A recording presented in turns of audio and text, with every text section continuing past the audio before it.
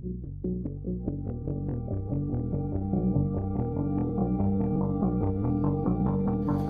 guys, welcome back to the channel. This is Stock Brock.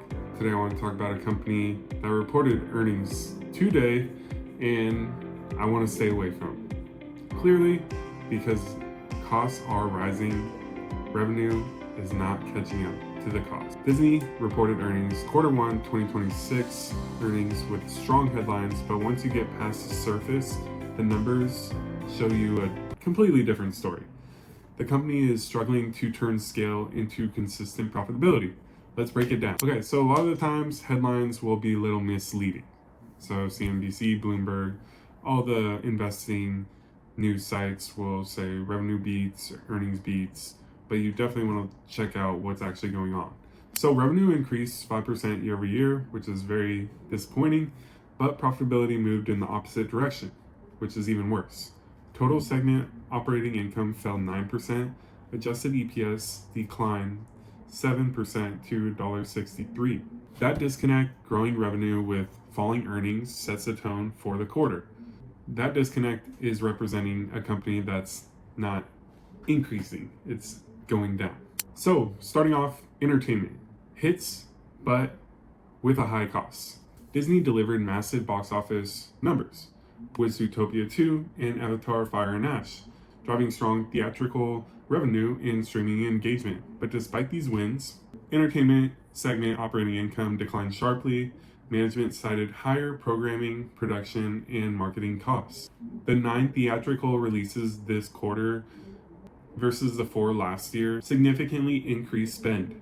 Although streaming did show improvement, revenue grew 11%, operating income rose to $450 million, and margin reached 8.4%, still below the traditional media margins. Management did reaffirm a 10% streaming margin target for full year 2026, but emphasized continued investment in content, technology, AI, and international expansion.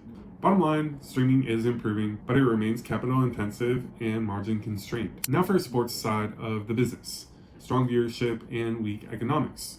ESPN continued to dominate, capturing over 30% of total sports viewership, with record NFL and college football audiences. Financially speaking, sports segment operating income fell $56 million.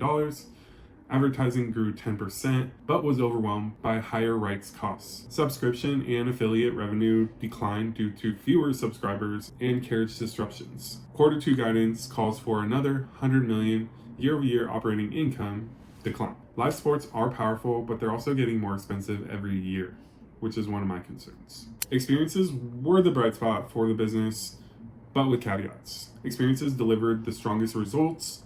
Revenue exceeded $10 billion for the first time. Operating income rose 6%. Domestic parks operating income increased 8%.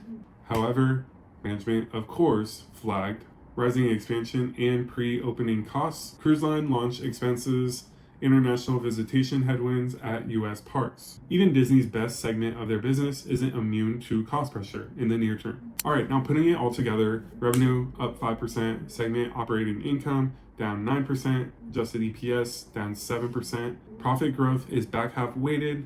Cost inflation is present across content, sports rights, and experiences expansion. Disney also repurchased $2 billion worth of stock this quarter and reaffirmed $7 billion in buybacks for the year. But buybacks can't offset weak operating leverage. My final takeaway, Disney is executing creatively and operationally, but the financials tell a different story. The company needs blockbuster hits just to maintain earnings, faces structural cost inflation in streaming and sports, relies heavily on future execution to justify today's valuation. Until Disney can prove it can grow earnings and cash flow without constantly increasing spend, this remains a show me story and a no-touch stock for me.